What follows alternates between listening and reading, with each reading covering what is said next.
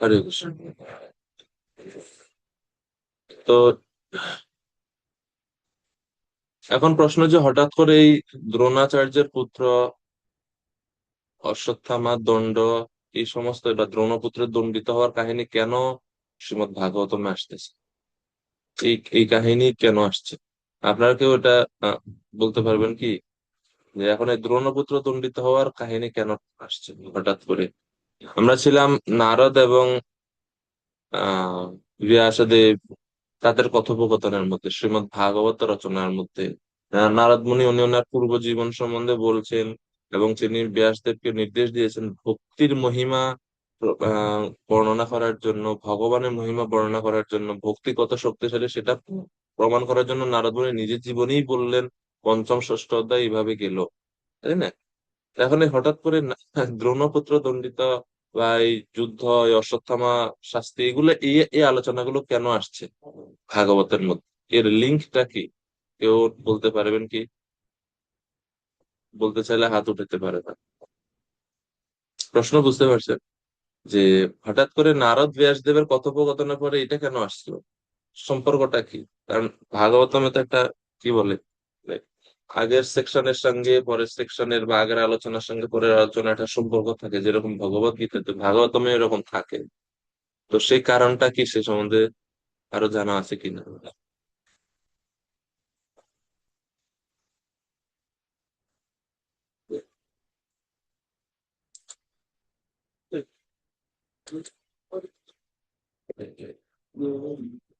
এটা জানাটা কিন্তু খুব গুরুত্বপূর্ণ, যেহেতু আমরা ভাগবতম ধারাবাহিক ভাবে পড়ছি। তো প্রত্যেকটা সেকশনের মধ্যে পরস্পরের যে সম্পর্ক, পারস্পরিক সম্পর্ক, শ্লোকের সঙ্গে শ্লোকের, অধ্যায়ের সঙ্গে অধ্যায়ের, লিস্ট শ্লোকের সঙ্গে শ্লোকে যদি মনে নাও রাখতে পারি, অধ্যায়ের সঙ্গে যে অধ্যায়, এক অধ্যায়ের সঙ্গে আরেক অধ্যায়ের কি সম্পর্ক,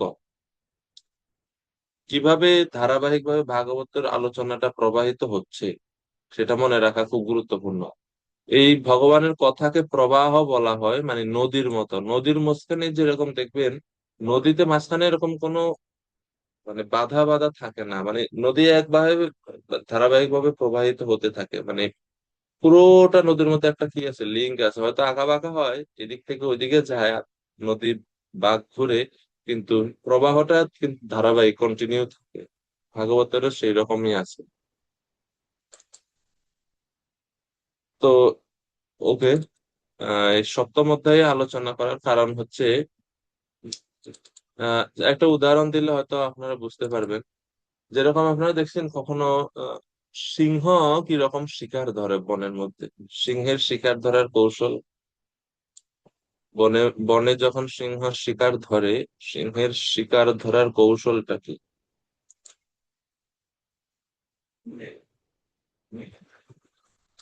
সিংহ কিন্তু আহ প্রথমে জাম্প জাম্প করে না, লাফ দেয় না শিকারের মধ্যে। সিংহ প্রথমে শিকারটা দেখে দেখে একটু পিছনে চলে আসে, এক বা দুই পা সিংহ একটু পিছনে আসে, পিছনে এসে প্রস্তুতি নেয়, প্রস্তুতি নিয়ে এরপরে জাম্প করে। দেখছেন আশা করি। তো এই যে এক দুই পা যে সিংহ পিছনে আসতেছে, না এটার মানে এই না যে সিংহ ভয় পেয়ে গেছে, ভয় পেয়ে গেছে সিংহ, এরকম না কিন্তু। তাইলে এটার অর্থটা কি? এটার অর্থ হচ্ছে সিংহ একটু পিছনে আসতেছে ভালো করে জাম্পটা করার জন্য, শক্তিটা পাওয়ার জন্য, গ্রিপটা যেন সে ভালোভাবে ধরতে পারে, সেই কারণে। তদ্রুপ আপনাদের মনে আছে অবশ্যই যে শ্রীমদ্ ভাগবতমের এই বর্ণনাতে আমরা দেখি প্রথম অধ্যায়ে ঋষিগণ 6টা প্রশ্ন করলেন। সেই 6টা প্রশ্নের উত্তর দিতে গিয়ে প্রথম 3 অধ্যায় শেষ হলো, মনে আছে? 6টা প্রশ্নের উত্তর দিতে গিয়ে পুরো প্রথম 3টা অধ্যায় আলোচনা হলো।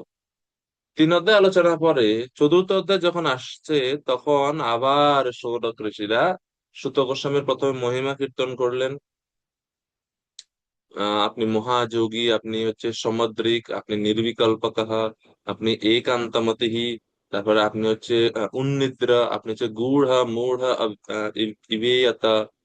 তো এভাবে বর্ণনা করে তারা তিনটা তিনটা বিষয়ে প্রশ্ন করছে চতুর্থ অধ্যায়ে এসে। শৌনক আদি ঋষিগণ সুত গোস্বামীকে আবার তিনটা বিষয় সম্বন্ধে প্রশ্ন করছেন। কি কি বিষয় কে বলতে পারবেন? এটা তো মনে থাকার কথা। কোন তিনটা বিষয়ে? কয়টা বিষয় মনে আছে যে বলবেন কেউ?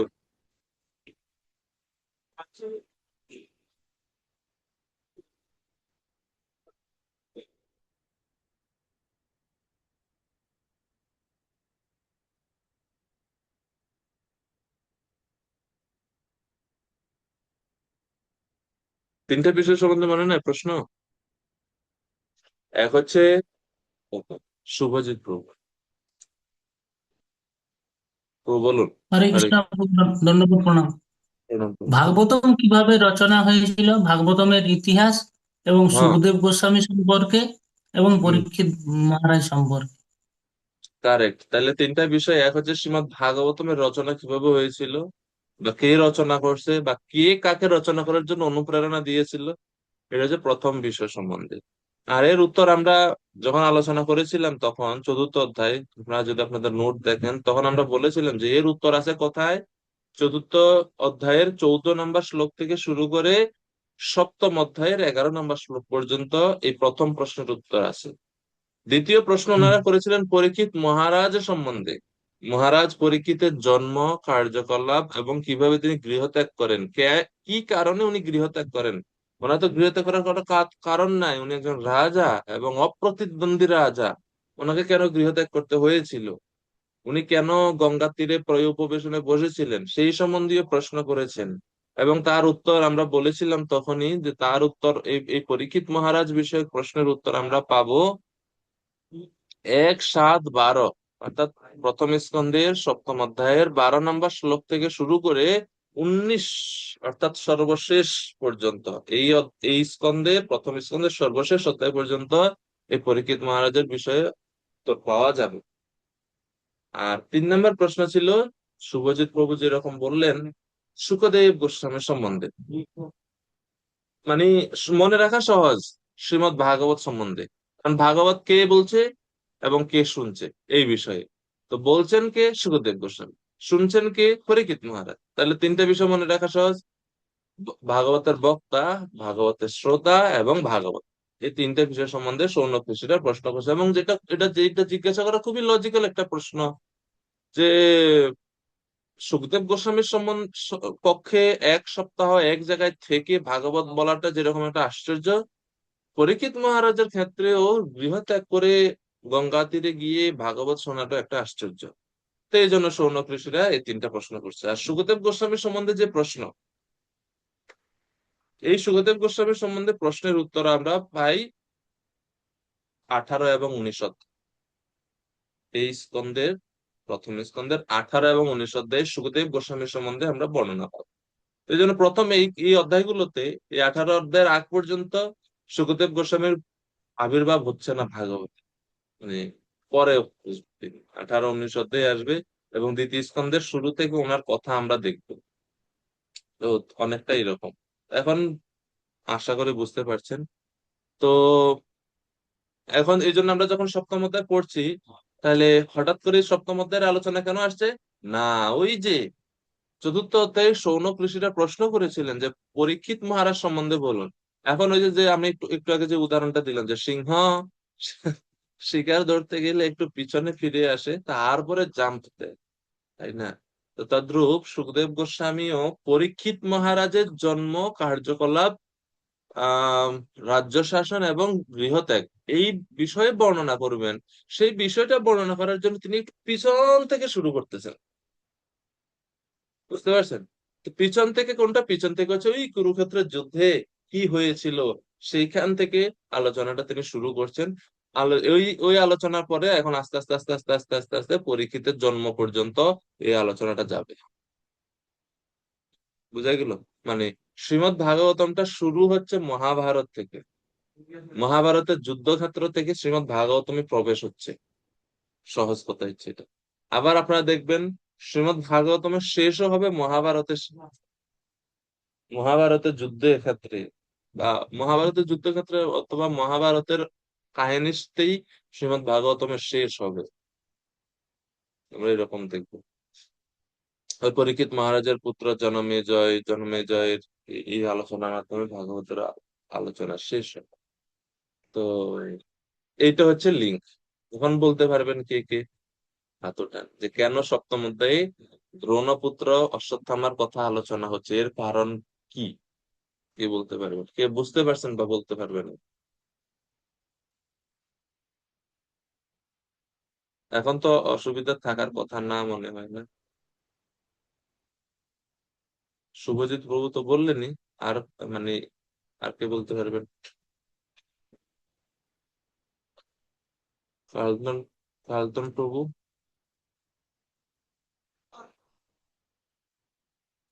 সহজ বিষয় তো। যেহেতু চতুর্থ অধ্যায়ে শৌনক ঋষি প্রশ্ন করেছেন, সেই প্রশ্নের উত্তর দিতে গিয়ে এই পরীক্ষিত মহারাজার প্রশ্ন সম্বন্ধে বা পরীক্ষিত মহারাজার প্রশ্ন বিষয়ে বলতে গিয়ে তিনি একটু পিছন থেকে শুরু করলেন। তিনি মহাভারতের যুদ্ধক্ষেত্রে কি হয়েছিল, কোন ঘটনার কারণে পরীক্ষিতের জন্ম হয়েছিল, সেই ঘটনাটা একটু পিছন থেকে তিনি বর্ণনা করছেন, বাস অতটুকুই। যাই হোক, আমরা এই সপ্তম অধ্যায় একটু শুরু করি, পড়ি কি আছে এই অধ্যায়ে, আমরা একটু দেখার চেষ্টা করি। এই অধ্যায়ে মোট শ্লোক আছে 58টি। অনেক বড় অধ্যায়, 58টি শ্লোক, 58। তো এই অধ্যায়ের আমরা যদি আহ রূপরেখাটা একটু দেখি, 58টি শ্লোক কিভাবে ভাগ করা হয়েছে।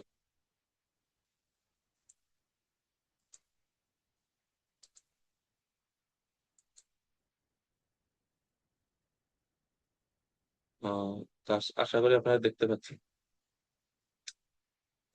এখানে এই যে শ্লোক 1 থেকে 7 পর্যন্ত ব্যাসদেবের দর্শন ও শ্রীমদ্ ভাগবতের মাহাত্ম্য, এটা হচ্ছে প্রথম 7টি শ্লোকের আলোচ্য বিষয়।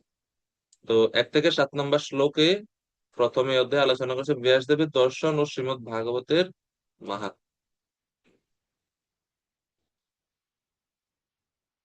তারপরে শ্লোক নম্বর 8 থেকে 11 ব্যাসদেব কর্তৃক শুকদেবকে শ্রীমদ্ ভাগবতম শিক্ষা দান, শ্লোক 8 থেকে 11।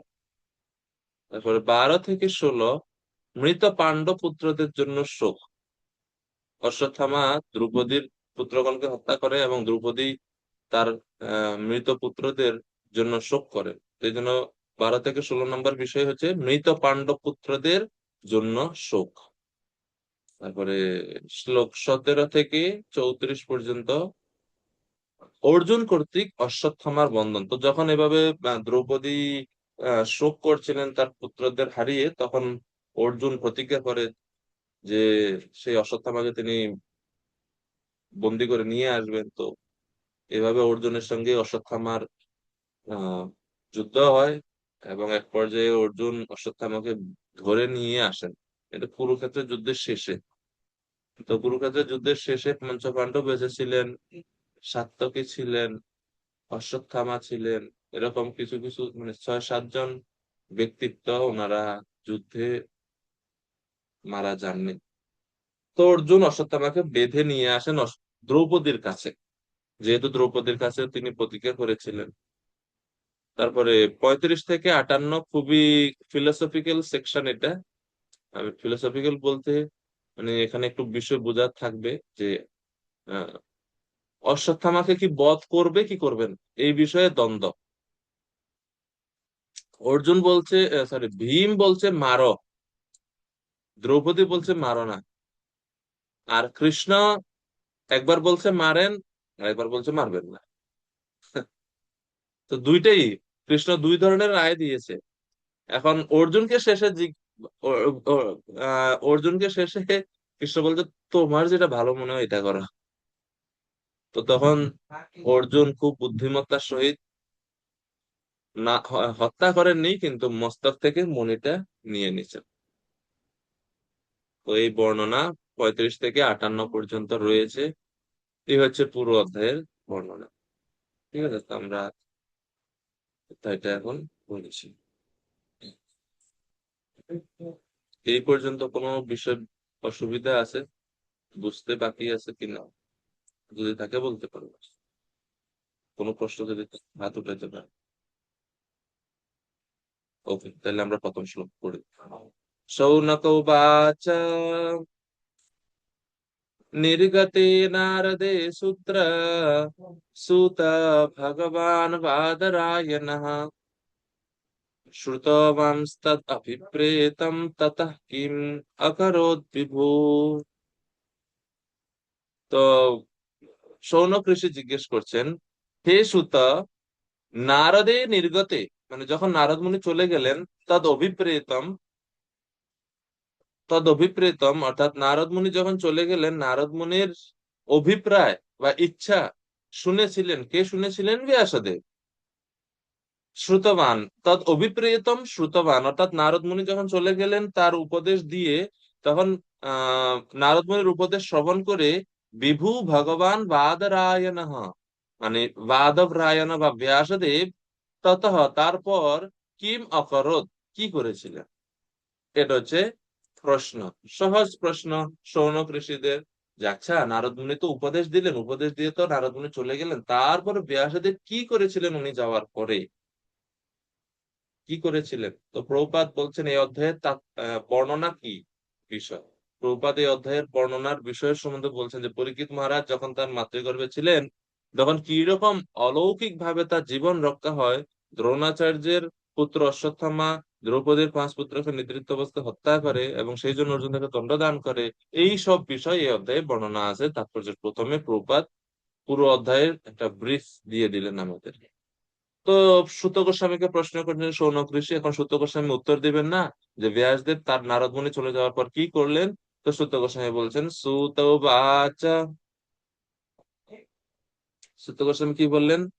ব্রহ্ম নদ্যাম সরস্বত্যাম আশ্রম পশ্চিমে তটে সম্যপ্রাসা ইতি প্রোক্তা ঋষিণাম সত্রবর্ধনঃ। খুবই সুন্দর শ্লোক। আহ প্রভু কৃপা করে অনুবাদ করুন, কার্লটন প্রভু, শ্লোকের অনুবাদ। হরে কৃষ্ণ। শ্রী সুত বললেন, বেদের সঙ্গে অতি অন্তরঙ্গভাবে সম্পর্কিত সরস্বতী নদীর পশ্চিম তটে ঋষিদের চিন্ময় কার্যকলাপের আনন্দ বর্ধনকারী সৌম্যপ্রাস নামক স্থানে একটি আশ্রম আছে। কারেক্ট। তো শৌনক ঋষি তিনি বর্ণনা শুরু করছেন যে একটা আশ্রম আছে। কোথায় আছে সেটা? ব্রহ্মনদ্যাম। ব্রহ্মনদ্যাম মানে কি? ব্রহ্মনদ্যাম মানে বেদ, ব্রাহ্মণ, সাধু এবং ভগবানের সঙ্গে অত্যন্ত অন্তরঙ্গ ভাবে সম্পর্কিত এই নদী। কোন নদী? নদীটার নাম কি? সরস্বতী, মানে সরস্বতী নদী।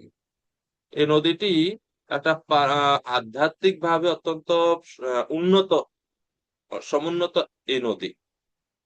তো বিশ্বনাথ চক্রবর্তী ঠাকুর বলছেন, ব্রহ্মনদ্যাম বেদানাম বিপ্রাণাম তপসাম পরমেশ্বরস্য বা সম্বন্ধিনাম নদ্যাম।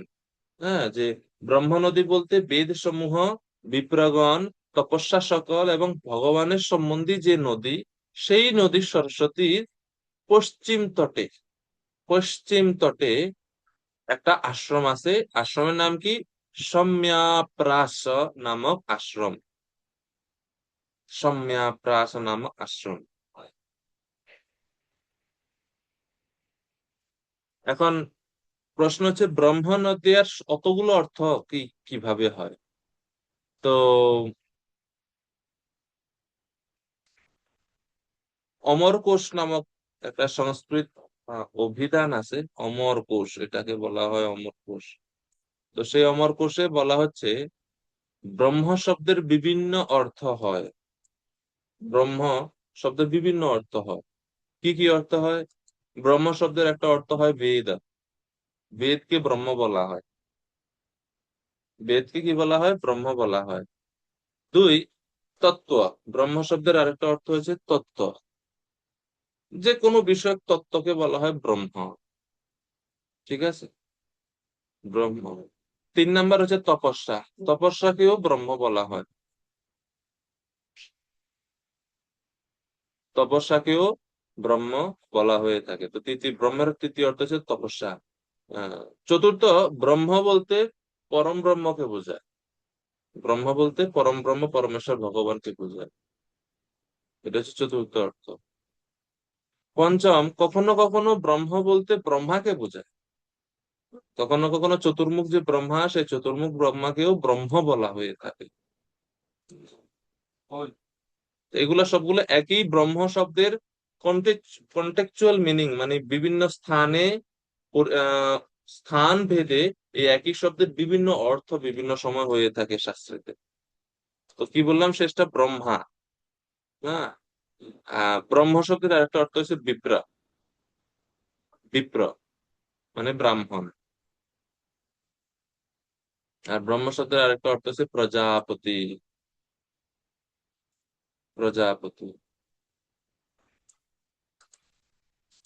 তাহলে কয়টা অর্থ হলো? ষড়ভুজ জগন্নাথ প্রভু।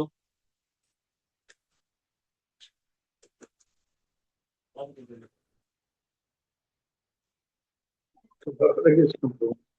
হরে কৃষ্ণ। ব্রহ্ম মানে হ্যাঁ, কয়টা হলো? তিনটে। তিনটে। হুম,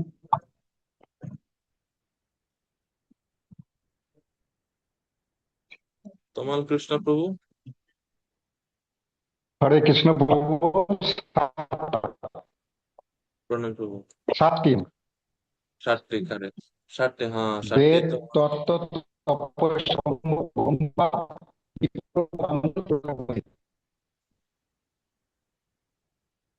ঠিক আছে, ঠিক আছে, ধন্যবাদ। তো এই এতগুলো অর্থ হয়, তো এই সমস্ত বিষয়ের সঙ্গে যুক্ত এই নদী। কোন নদী? সরস্বতী নদী। তো সরস্বতী নদীর মহিমাটা বৃদ্ধির জন্য এটাকে বলা হচ্ছে ব্রহ্ম নদিয়া। তো সরস্বতী নদীর তীরে একটা আশ্রম আছে, সেই আশ্রমের নাম হচ্ছে সম্যা প্রাস। এখন সম্যা প্রাস শব্দের অর্থ কি কেউ বলতে পারবেন? সম্যা প্রাস শব্দের অর্থ কি? এটা ব্যাসদেবের আশ্রমের নাম, কিন্তু সাথে এই সম্যা প্রাস এর একটা সুন্দর অর্থও আছে। কারো জানা আছে কিনা?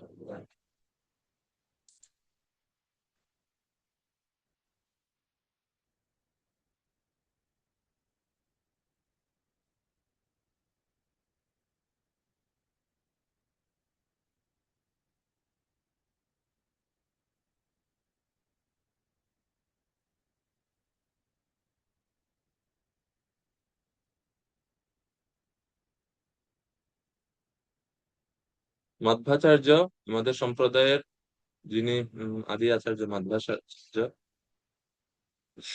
তিনি বলছেন সম্যাম প্রাস্য তত্র শালাম কৃত্বা যত্র যজ্ঞ ক্রিয়তে স সম্যপ্রাস। সম্যপ্রাস মানে কি? এর অর্থ হচ্ছে এটা যে আহ সমী নামক কাঠ, যে কাঠ দ্বারা যজ্ঞশালা নির্মাণ করা হয়, বা যজ্ঞশালা নির্মাণ করা হয়, অথবা যে বিশেষ কাঠের দ্বারা যজ্ঞের স্থান বা ক্ষেত্র নির্ধারণ করা হয়, সেই যজ্ঞের কাঠ যেখানে পাওয়া যায় তাকে বলা হয় সম্যপ্রাস।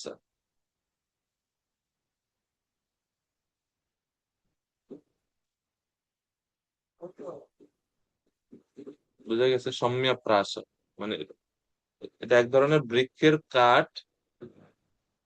সমী যোগ প্রাস, সম্যপ্রাস।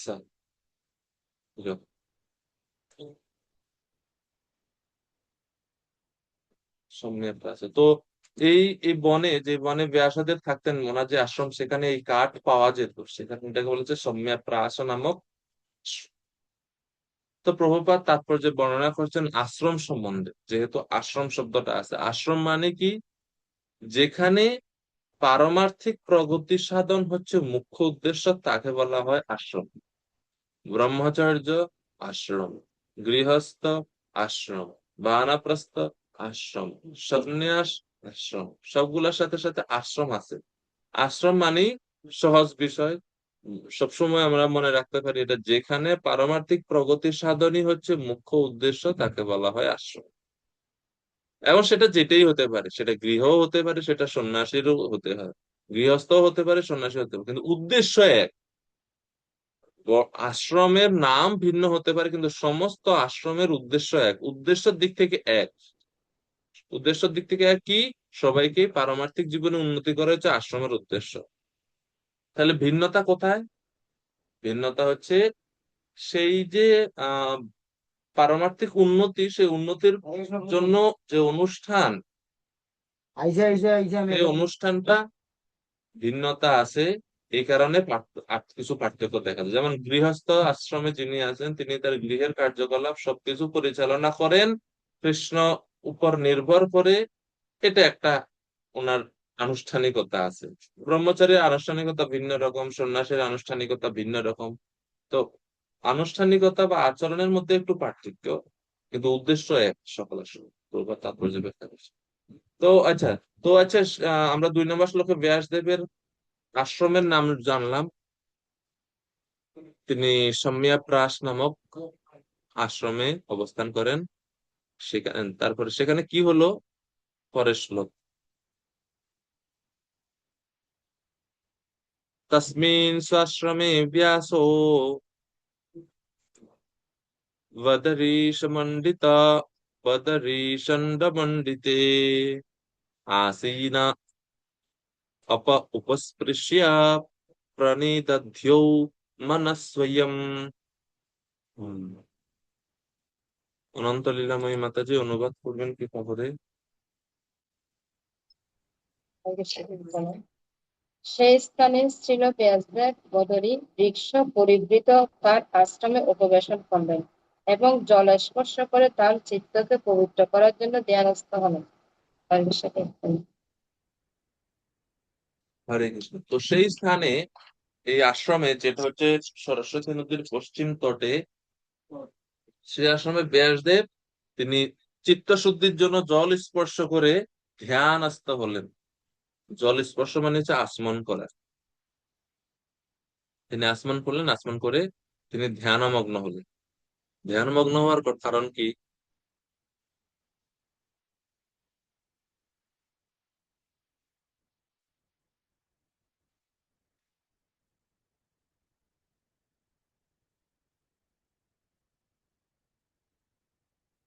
এই সম্যপ্রাস নামক আশ্রমের কি গাছ বেশি থাকে জানেননি আপনারা? মানে ব্যাসদেবের আশ্রমে কোন গাছটা সবচেয়ে বেশি আছে? বদরি। বদরি মানে কি? বদরি, বদরীষণ্ড মণ্ডিতে, বদরি মানে কি? প্রভু বলুন। হরে কৃষ্ণ প্রভু। হরে কৃষ্ণ প্রভু। কুল। কুল, কারেক্ট। কুল কুল, কুল। হ্যাঁ কুল। তো কুল বৃক্ষ মণ্ডিত বা কুল বৃক্ষ বেষ্টিত এই এই বন, এই জন্য বলছে বদরীশ মণ্ডিতে তসমিন, সে আশ্রমে আসীন, তিনি সেখানে ব্যাসদেব উপবেশন করে ব্যাস উপস্পৃশ্য। উপস্পৃশ্য মানে হচ্ছে তিনি আচমন করলেন। আচমন করলেন নিজেকে শুদ্ধ করার জন্য। তিনি মন প্রণিদধৌ, তিনি ধ্যানস্থ হলেন, মন স্থির করে ধ্যান করতে লাগলেন।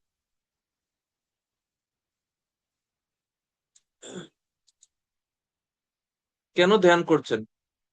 তার কি কারণ বলতে পারবেন কেউ?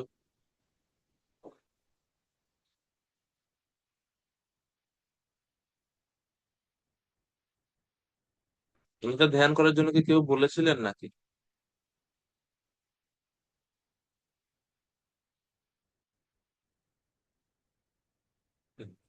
প্রত্যেকটা স্তরে স্তরে প্রশ্ন আছে।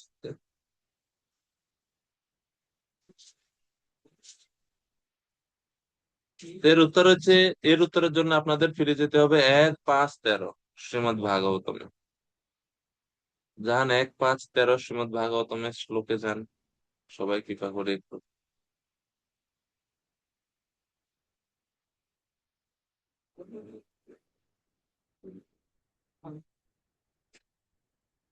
এক 5-13 কেউ একজন অনুবাদ পড়ুন কৃপা করে, কি আছে সেখানে।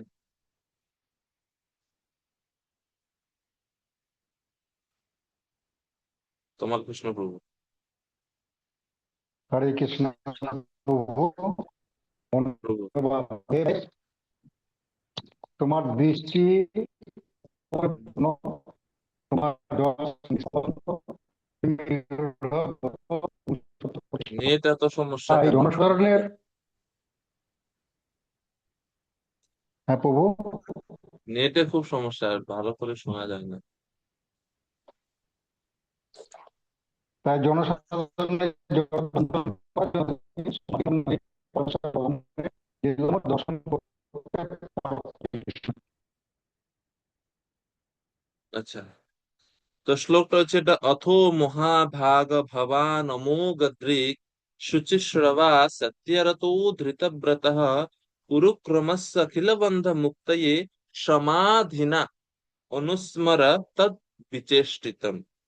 হে ব্যাস, তোমার দৃষ্টি সম্পূর্ণরূপে পূর্ণ, তোমার যশ নিষ্কলঙ্ক, এবং তুমি দৃঢ়ব্রত ও সত্য প্রতিষ্ঠ।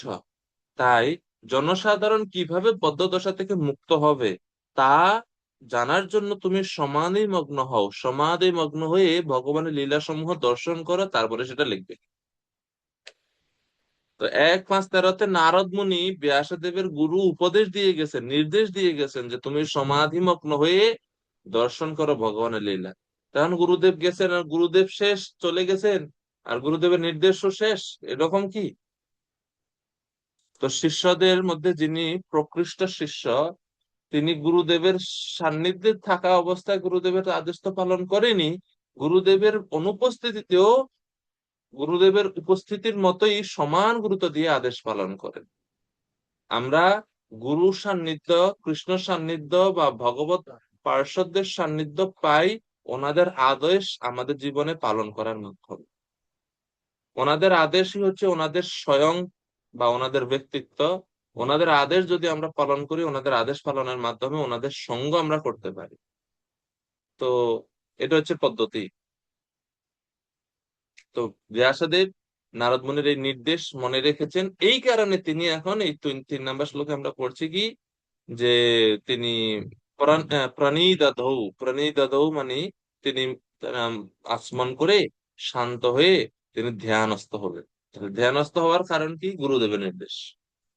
গুরুদেব বলে গেছেন মঙ্গল আরতি করবে, 16 মালা জপ করবে, 4টা বিধিনিষেধ পালন করবে, এই জন্য ব্যাসদেব পালন করছে। তো ধ্যানমগ্ন হলেন, হয়ে তার হওয়ার পরে কি কি দেখলেন তিনি ধ্যানমগ্ন হয়ে?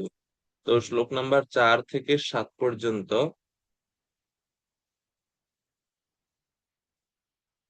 4 নম্বর শ্লোক থেকে 7 নম্বর শ্লোক পর্যন্ত ব্যাসদেবের ধ্যানের দৃশ্য বর্ণনা করা হচ্ছে, এবং এই 4-7 নম্বর শ্লোক খুব গুরুত্বপূর্ণ, খুবই ইম্পর্টেন্ট শ্লোক। এই 4টা শ্লোক, 4, 5, 6, 7, এই 4টা শ্লোকই মুখস্থ করার মতো শ্লোক। প্রাণবন্ধু সুবল প্রভু কিছু কি বলবেন? হাত উঠাচ্ছেন মনে হয় না, প্রভু কিছু বলবেন কি? অনেক আগে বলে ও গেছি। আচ্ছা, আচ্ছা আচ্ছা আচ্ছা। তো ব্যাসদেব ধ্যানে কি দেখলেন তার বর্ণনা 4 নম্বর থেকে 7 নম্বর শ্লোকে বর্ণনা করা আছে, খুব গুরুত্বপূর্ণ শ্লোক। ভক্তি যোগেন মনসি সম্যক প্রণিহিতে মলে অপশ্যাৎ পুরুষম পূর্ণম মায়াম চ দদপাশ্রয়াম। ভক্তি যোগে না, প্রবল ভক্তি যোগে সহিত, অমলে মানে সুনির্মল ভগবানের প্রতি, মনসি সম্যক প্রণিহিতে মনকে বা ওনার চিত্তকে তিনি প্রণিহিতে, সম্যক প্রণিহিতে মানে মনকে স্থির করে, নিশ্চল মনকে উনি ভক্তিযোগে যুক্ত করে তিনি কে ব্যাসদেব পূর্ণম অর্থাৎ সর্বশক্তি সমন্বিত পুরুষম পরমেশ্বর ভগবান এর দর্শন তিনি করলেন। আর উনি কি দেখলেন? তদ অপাশ্রয়াম অর্থাৎ ভগবানের আশ্রিত বা ভগবানের অধীন মায়ামচ, বহিরঙ্গা মায়া শক্তিকেও তিনি অপশ্যৎ, দর্শন করেছিলেন বা অবলোকন করেছিলেন। সহজ কথা, ভক্তিযোগ প্রভাবে শুদ্ধ মনের সহিত বা শুদ্ধ চিত্ত হয়েছে যখন, তখন তিনি মানে ব্যাসদেব কান্তি অংশ স্বরূপ শক্তি সমন্বিত পরমেশ্বর ভগবান শ্রীকৃষ্ণকে দর্শন করলেন এবং শ্রীকৃষ্ণের পিছনে পশ্চাৎ ভাগে মাথা নত করে দাঁড়িয়ে আছে বহিরঙ্গা মায়া শক্তিকে তিনি দর্শন করলেন। যখন বলা হয় কৃষ্ণকে দর্শন করলেন, তো এখানে কৃষ্ণ কোনো সময় একা থাকেন না। কৃষ্ণ মানে কৃষ্ণের নাম, কৃষ্ণের ধাম, কৃষ্ণের লীলা, কৃষ্ণের পার্ষদ সবাই আছে। তো যখন বলছে যে ভগবানকে দর্শন করছেন, ভগবানকে দর্শন করছেন মানে ভগবানের ধাম সহ সবকিছু তিনি দেখেছেন। এই জন্য বলা হয়েছে ব্যাসদেব তিনি ভগবানের কান্তি, ভগবানের অংশ, ভগবানের স্বরূপ শক্তি মানে অন্তরঙ্গা শক্তি, যোগমায়া শক্তি, এনাদের সকলের সহিত কৃষ্ণকে দেখলেন। আর আলাদাভাবে উল্লেখ করছেন মায়ামচা। এই মায়ামচা মানে হচ্ছে বহিরঙ্গা মায়া শক্তি বা মহামায়াকে বোঝানো হচ্ছে। এটাকে আলাদা বলার কারণ কি? এটাকে আলাদা বলার কারণ হচ্ছে এটা কৃষ্ণের বহিরঙ্গা শক্তি, কৃষ্ণের অন্তরঙ্গা না, এই জন্য এটাকে আলাদা ভাবে উল্লেখ করছে। আর এই বহিরঙ্গা শক্তি কি কোনো সময় কৃষ্ণকে প্রভাবিত করতে পারে, কৃষ্ণের উপর প্রভাব বিস্তার করতে পারে? উত্তর হচ্ছে না, পারে না। এটা খুবই গুরুত্বপূর্ণ সিদ্ধান্তমূলক একটা শ্লোক শ্রীমদ্ ভাগবতের মায়াবাদ খণ্ডনের জন্য। মায়াবাদীদের বক্তব্য হচ্ছে কৃষ্ণ বা কৃষ্ণের অবতারেরা মায়ার অধীনে চলে আসতে পারে কখনো কখনো, যেটা হচ্ছে ভগবানের বড় নিন্দা, মানে বিষ্ণু নিন্দা। এটা ভগবান মায়ার অধীনে আসতে পারেন এই যে মতবাদ, এটা বিষ্ণু নিন্দা। তো ভগবান কোন সময় মায়ার অধীনে আসেন? তিনি হচ্ছেন মায়াধীশ। মায়া অধ্যক্ষেন প্রকৃতি সুয়তে সচরাচরম। ভগবত গীতায় ভগবান বলছেন আমার অধ্যক্ষতার দ্বারা প্রকৃতি সবকিছু করে। তো ভগবান ইনস্ট্রাক্টর, আর মায়া ওনার ইনস্ট্রাকশনটা ফলো করেন, মায়া ওনার দাসী। এই হচ্ছে ভাব, বুঝতে পারছেন আশা করি। তো এই জন্য বলছে মায়া অপাশ্রয়ম। অপাশ্রয়ম মানে অধীন, ভগবানের অধীন হয়ে তিনি অবস্থান করেছেন, এই হচ্ছে বিষয়। তো এইভাবে তিনি দর্শন করলেন ভগবানকে এবং মায়াকে। তো এই জন্য প্রণিহিত শব্দটা খুব গুরুত্বপূর্ণ ভগবানের ধ্যানের জন্য, ভগবানের দর্শন প্রাপ্ত হওয়ার জন্য। এই প্রণিহিতে মানে উইদাউট মুভমেন্ট, কোন প্রকার আহ বিচলিত ভাব রহিত হয়ে, মানে একাগ্র মনে নিষ্ঠার সহিত তিনি ভগবানের ধ্যান করেছেন, আর এই কারণে তিনি ভগবানকে দর্শন করেছেন।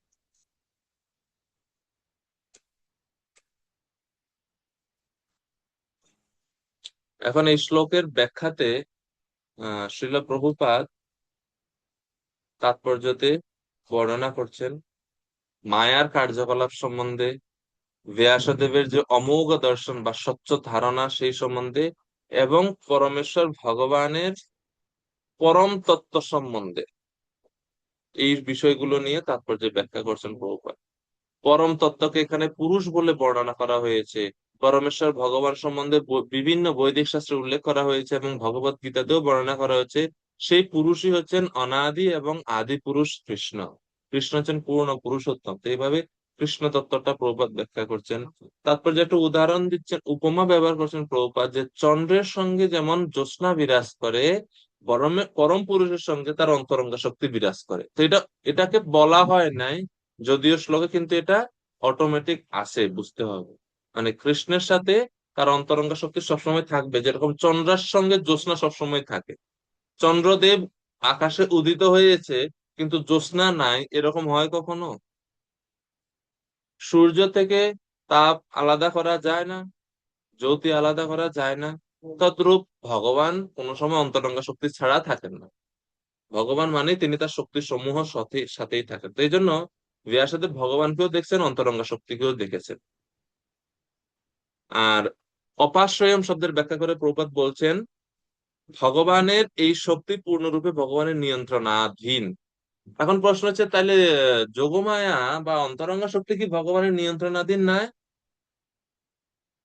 ভগবানের নিয়ন্ত্রণাধীন, কিন্তু অন্তরঙ্গ শক্তির আর একটা বিশেষ ক্ষমতা আছে। বিশেষ ক্ষমতা হচ্ছে কখনো কখনো কৃষ্ণ অন্তরঙ্গ শক্তির অধীন হয়ে যায়। মানে কৃষ্ণ অন্তরঙ্গা শক্তির পরিচালক, ওনার থেকে এই শক্তিটা আসছে, কিন্তু কখনো কখনো কৃষ্ণ লীলা সম্পাদনের জন্য তিনি অন্তরঙ্গা শক্তির অধীনস্থ হয়ে পড়েন। অন্তরঙ্গা শক্তিকে তিনি নিজেকে মোহিত করার ক্ষমতাও দিয়েছেন, যেন কৃষ্ণ কখনো কখনো নিজে মোহিত হয়ে যায়।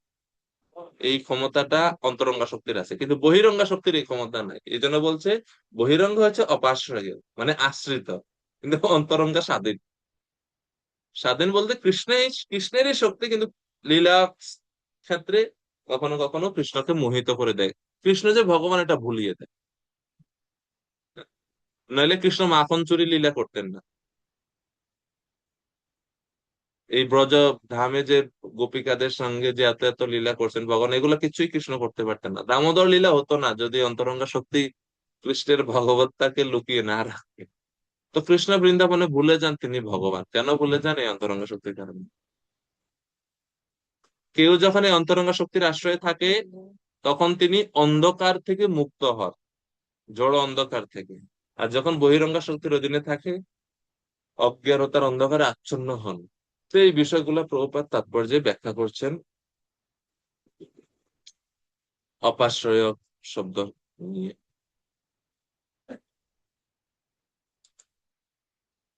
আহ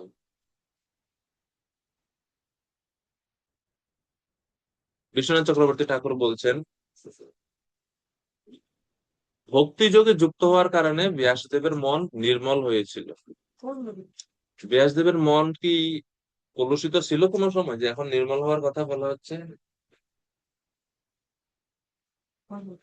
ব্যাসদেবের মন কলুষিত ছিল না কোনো সময়, তাহলে নির্মল হওয়ার প্রশ্ন কেন আসছে? শ্লোকের মধ্যে আছে দেখুন,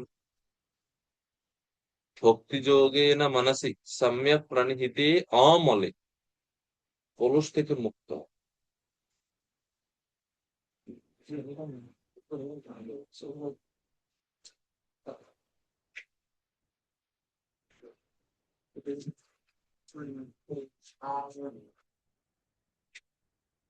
বলতে পারবেন কারো ধারণা আছে? মানে নির্মল হয়েছে ওনার মন ভক্তি যোগে।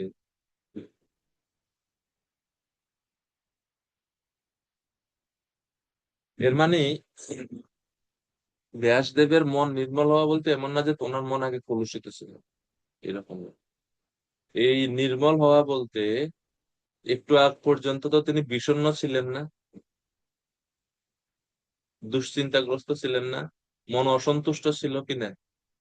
এই অসন্তুষ্ট হওয়ার কারণেই তো নারদ মুনির আগমন এবং 5 এবং 6 অধ্যায়ের আলোচনা। তো নির্মল মানে ভক্তিযোগে যেহেতু তিনি এখন যুক্ত হয়েছেন, এই কারণে ওনার মনটা ওই অসন্তুষ্ট থেকে এখন মুক্ত হয়ে, শোক থেকে এখন মুক্ত হয়েছে। সে কারণে এটা বলা হচ্ছে যে অসন্তুষ্ট থেকে তিনি মুক্ত হয়েছেন। আর এই শ্লোকে পুরুষম বলতে পরমেশ্বর ভগবানকে বোঝানো হচ্ছে, পরমেশ্বর ভগবানকে। কেননা আহ 7ম অধ্যায়ে মানে এই অধ্যায়ে 7 নম্বর শ্লোক যখন আমরা পড়বো, 7 নম্বর শ্লোকের মধ্যে সেখানে বর্ণনা করা হচ্ছে ইয়াসাম বৈ শ্রূয়মানায়াম কৃষ্ণে পরম পুরুষে। কৃষ্ণকে বলা হচ্ছে পরম পুরুষ। তো সেই পরম পুরুষ কৃষ্ণ, সেই কৃষ্ণকে পরম পুরুষ বলা হচ্ছে এই কারণে এই শ্লোকেও অপশ্যৎ পুরুষম, পুরুষম বলতে কৃষ্ণকেই বোঝানো হচ্ছে। কেননা 7ম শ্লোকে মানে কৃষ্ণ নামটাও আছে। তো এটা হচ্ছে প্রমাণ, বিশ্বনাথ চক্রবর্তী ঠাকুর এই প্রমাণটা দিচ্ছেন।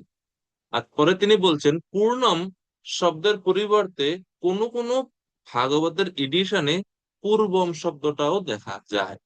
অপশ্যৎ পুরুষম পূর্বম, এরকম শব্দ এরকমও আছে। কোন কোন ভাগবতে পূর্ণমের জায়গায় পূর্বম আছে। তো তিনি বলছেন এটা যদি হয়, পূর্ব যদি হয়, পূর্ব শব্দের অর্থ হচ্ছে আমি একমাত্র সৃষ্টির আদিতে বিদ্যমান ছিলাম। তো এই জন্য এটাকে বলা হয়, ভগবানকে বলা হয় পূর্ব। ভগবানের ভগবানকে কখনো কখনো পূর্ব বলা হয়। পূর্ব কেন বলা হয়? সৃষ্টির আদিতে একমাত্র আমি বর্তমান ছিলাম, এটা বোঝানোর জন্য। কোথায় বলা হচ্ছে যে ভগবান সৃষ্টির আদিতে একমাত্র ছিলেন, আর কেউ ছিল না? আমরা এটা দেখি আহ চতুশ্লোকী ভাগবতে। চতুশ্লোকী ভাগবতে আরো অনেক জায়গাতে আছে। চতুশ্লোকী ভাগবতে শ্রীমদ্ ভাগবতম এর বর্ণনা আছে দ্বিতীয় দ্বিতীয় স্কন্ধের নবম অধ্যায়, শ্লোক নাম্বার 33, 34, 35, 36। তার মধ্যে প্রথম শ্লোকে ভগবান, চতুশ্লোকের প্রথম শ্লোক, অহম এবাসমেবাগ্রে নান্যৎ ইয়ৎসদসৎপরম পশ্চাদহম যদেতচ্চ ইয়বশিষ্যেত স্বস্ম্যহম। ভগবান বর্ণনা করেছেন যে আহমেবা আসামেবা আগ্রে, সৃষ্টির আদিতে আমি ছিলাম, সৃষ্টির পরেও আমি আছি, এবং জগৎ ধ্বংস হওয়ার পরেও আমার কাছেই সবকিছু ফিরে আসে, আমিই বর্তমান থাকি। তো সবকিছু ভগবান। এই কারণে পূর্ণমের জায়গা কখনো কখনো পূর্ব হয়, পূর্ব মানে ভগবান। বুঝা গেল?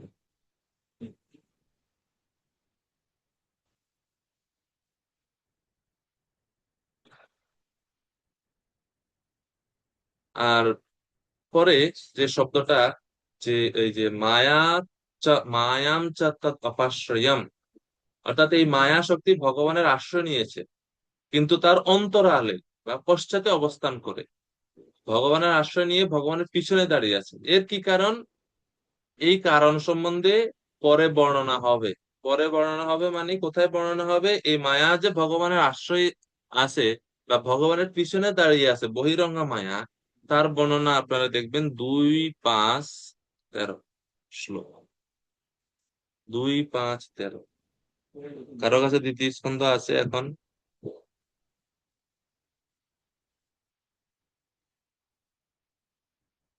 যদি থাকে 2, 5, 13 শ্লোকটা একটু কেউ করতে পড়বেন কৃপা করে। শ্লোকটা আছে কি কারো কাছে? দ্বিতীয় স্কন্ধে। আচ্ছা, না থাকলে সমস্যা নেই, আমি পড়ি। 2, 5, 13-তে বলা হচ্ছে, বিলজ্জমানয়া ইয়স্য স্থাতুম ইক্ষাপতে মুয়া বিমোহিতা বিকথন্তি মমাহম ইতি দুর্ধিয়া। ভগবানের মায়া শক্তি তার কার্যকলাপের জন্য লজ্জাবোধ করার ফলে ভগবানের সম্মুখে আসতে পারে না। বিলজ্জা মানয়া ইয়স্য স্থাতুম ইক্ষপতে অমুয়া। অমুয়া অর্থাৎ ভগবানের এই যে মোহিনী শক্তি, মোহিনী শক্তির যে কাজটা, মানে মায়ার যে কাজ, এটা তো এত ভালো কোনো কাজ নেই। তিনি জীবদেরকে ভগবান থেকে বিমোহিত করে রাখেন। বিমোহিতা বিকথন্তে, ওনার কারণেই জীব অহম মম, আমি আমার এই ধারণার দ্বারা প্রভাবিত হয়। তো সেই কারণে বলা হচ্ছে এই মায়া শক্তি তার নিজের কাজের জন্য নিজে লজ্জিত অনুভব করেন, লজ্জিত অনুভব করে তিনি কখনো ভগবানের সামনে আসে না। আর যেহেতু ভগবানের কখনো সামনে আসে না, সেই কারণে এই 4 নম্বর শ্লোকে বলা হচ্ছে মায়াম চ তদ অপাশ্রয়ম, মায়া ভগবানের পিছনে আছে। তো বুঝতে পারছেন এখন? তো 2, 5, 13 শ্লোকের বিষয়ে এই 1, 7, 4-এর সঙ্গে সম্পর্কিত মায়া। তো মায়া সম্বন্ধে এই 2 জায়গাতে বর্ণনা আছে, এবং একই বিষয়ে, যে মায়া সবসময় ভগবানের অধীন বিষয়। ওকে, তারপরে 5 নম্বর শ্লোক। তো এখন প্রশ্ন হতে পারে যে মায়াকে তো ব্যাসদেব দর্শন করলো, এই বহিরঙ্গা মায়া শক্তি এর প্রভাব কি? বহিরঙ্গা মায়া শক্তি কি করে জীবকে, বা জীবদের কি কি মানে ক্ষতি সাধন করে, তা পরের শ্লোকে বলা হচ্ছে। 5 নম্বর শ্লোক।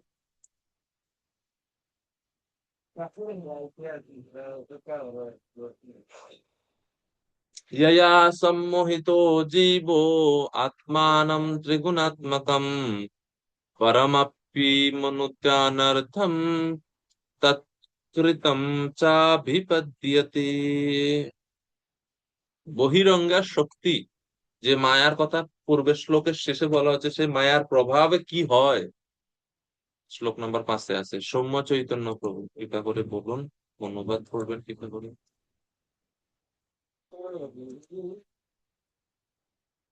এই বহিরঙ্গা শক্তির প্রভাবে জীব জড় প্রকৃতির তিনটি গুণের অতীত হওয়া সত্ত্বেও নিজেকে জড় প্রকৃতির সম্ভূত বলে মনে করে এবং তার ফলে জড়জগতের দুঃখ ভোগ করে। তো প্রশ্ন হতে পারে না যে আচ্ছা, সমাধির বিষয়বস্তু তো মায়াকে দেখা না, সমাধি কেন মগ্ন হয়? সমাধিতে মানুষে কি দেখে? যোগীগণ, ঋষিগণ, ভক্তগণ তো বহিরঙ্গা মায়াকে দেখার জন্য সমাধি মগ্ন হয় না, তারা সমাধি মগ্ন হয় ভগবানকে দেখার জন্য।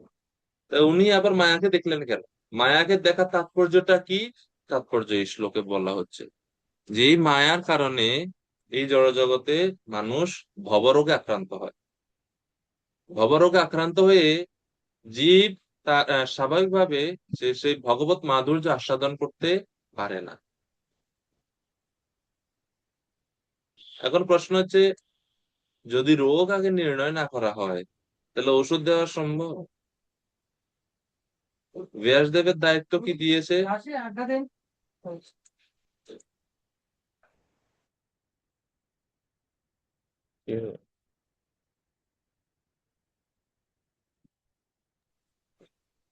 তো বিশ্বনাথ চক্রবর্তী ঠাকুর এখানে এই শ্লোকের ব্যাখ্যাতে বলছেন যে রোগ না দেখে কোনো চিকিৎসা দেওয়া সম্ভব না। সুতরাং মায়া এবং জীব উভয়ের স্থিতিটা কি বোঝা উচিত। কি কারণে জীব সে মায়ার প্রতি আকৃষ্ট, বা কি কারণে জীব ভগবানের প্রতি বিমুখ, তার কারণ হচ্ছে এই মায়া। সেই কারণে বলা হচ্ছে জয়া সম্মোহিত জীব, যার দ্বারা বা যেই মায়া কি করে জীবকে মোহিত করে। আর আত্মানম ত্রিগুণাত্মকম পরোপি মনুতে অনর্থম, যদিও সে তিন গুণের অতীত কিন্তু নিজেকে সে তিন গুণের অধীন বলে মনে করে। জীব কার কারণে? এই মায়ার কারণে। এবং এই কারণে জীব জড়জগতে দুঃখ ভোগ করে। আমরা এটার আরো আরেকটা সাপোর্টিভ শ্লোক আমরা পাই 15 অধ্যায় গীতাতে, যেখানে ভগবান বলছেন, 15 অধ্যায়ের 5 নম্বর মনে হয় না, মমৈবাংশ জীবলোকে জীবভূতা সনাতনঃ মনঃষষ্ঠানীন্দ্রিয়াণি প্রকৃতিস্থানি কর্ষতি। ভগবান প্রথম লাইনে জীবের পরিচয় দিচ্ছেন ওনার সঙ্গে। আমার সঙ্গে জীবের সম্পর্ক হচ্ছে, সে হচ্ছে আমার অংশ, মমৈব অংশ, সনাতন অংশ। কোনো সময় আমাদের সম্পর্ক ছিন্ন হয়নি। তাহলে আপনার সঙ্গে জীবের যদি সম্পর্ক ছিন্ন না হয় তাহলে জীব এখানে কষ্ট কেন পায়? রাজার পুত্রের তো কোনো কষ্ট পাওয়ার কথা না, রাজপুত্র তো সবসময় আনন্দে থাকার কথা। পরের লাইনে ভগবান বলছেন মনঃষষ্ঠানি ইন্দ্রিয়ানি, মন সহ 6টা ইন্দ্রিয় দ্বারা প্রকৃতি স্থানে কর্ষতি। কর্ষতি শব্দের অর্থ হচ্ছে আকর্ষণ করা। জীব প্রকৃতিকে ধরে রেখেছে। আমার কি দোষ? আমি চাই তাদেরকে প্রকৃতি থেকে তারা আসুক আমার কাছে, কিন্তু তারা আসে না। মন সহ 5টা ইন্দ্রিয় দ্বারা তারা কি করছে? প্রকৃতিকে ধরে রেখেছে। তা আপনারা যদি অনুবাদ দেখেন, প্রভুপাদ বলছেন প্রকৃত রূপ ক্ষেত্রে কঠোর পরিশ্রম করছে। এটা প্রভুপাদের অনুবাদে আছে। কিন্তু বলদেব বিদ্যাভূষণ প্রভু বলছেন কর্ষতি মানে যে আকর্ষিত করা। এমন না যে মায়া জীবকে ধরে রাখছে, উল্টা জীব মায়াকে ধরে রাখছে। মানে জীব এই যে মায়ার কারণে সে মায়াতে বসে আছে। সরি, এমন না যে ভগবান জীবকে মায়ার মধ্যে ঠেলে দিয়েছে। জীব নিজে থেকে মায়ার কাছে বসে আছে, মায়াকে ধরে রেখেছেন জীব। ভগবানের ইচ্ছা না জীব মায়াতে থাকুক, জীব নিজেই আটকে আছে। তো সেই বিষয়ে এখানে বলছে, যদিও সে অপি, যদিও সে এ প্রকৃতির ঊর্ধ্বে, অপরা ইয়াম ইতস্তু অন্যাম প্রকৃতিম বিদ্ধি মে পরম, গীতাতেও ভগবান বলছেন না। তো জীব প্রকৃতির ঊর্ধ্বে থাকা সত্ত্বেও সে কি করছে না, নিজেকে প্রকৃতির অধীন মনে করছে। কেন মনে করছে? এই বহিরঙ্গা মায়া শক্তির কারণ। তো তো এই হচ্ছে জীবের রোগ। জীবের রোগ হচ্ছে এই মায়া। মায়া দ্বারা সে প্রভাবিত। এই হচ্ছে বিপদ। এখন এর থেকে মুক্তির উপায় কি? তো মায়া দুই ধরনের আবরণ বা দুই ধরনের শক্তি। মায়া দুই ধরনের শক্তি আছে। জীবের রোগ হচ্ছে মায়া আসক্তি, আর সেই মায়া আসক্তি হচ্ছে জীবের রোগ। এই রোগটা যদি আগে নির্ধারণ না করা হয় তাহলে চিকিৎসা সম্ভব না। চিকিৎসা হচ্ছে ভক্তির ভক্তি পন্থা। তো এই জন্য বলেছে জীবের রোগ, মায়া আসক্তি নামক জীবের রোগ নির্ণয় না করে ভক্তি পন্থারূপী সঠিক চিকিৎসা প্রদান করা সম্ভব নয়। তাই ভাগবতের আরম্ভ করার পূর্বে মায়ার স্বরূপ, জীবের প্রকৃত অবস্থা উভয়ই নির্ধারণ করা হচ্ছে বা বোঝা হচ্ছে, এবং ব্যাসদেব ধ্যানে সেটাই দেখেছেন। তো মায়ার দুইটা শক্তি কি কি? একটা হচ্ছে আবরণাত্মিকা শক্তি, আর দুই হচ্ছে বিক্ষেপ আত্মিকা শক্তি। আবরণাত্মিকা শক্তি এবং বিক্ষেপাত্মিকা শক্তি সম্বন্ধে আপনারা জানেন কিছু? আবরণাত্মিকা শক্তি কি এবং বিক্ষেপাত্মিকা শক্তি মানে কি?